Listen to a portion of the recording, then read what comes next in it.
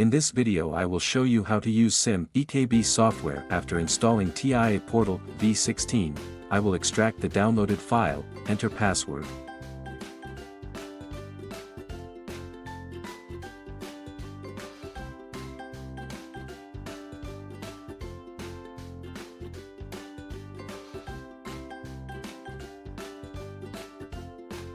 Right-click on SIM-EKB, select Run as Administrator.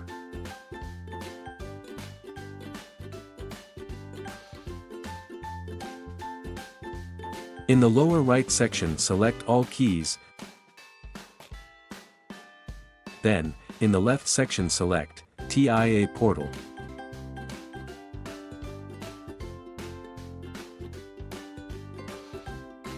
Click on Find Key.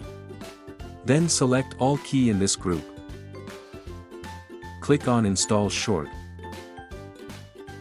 Select Overwrite All.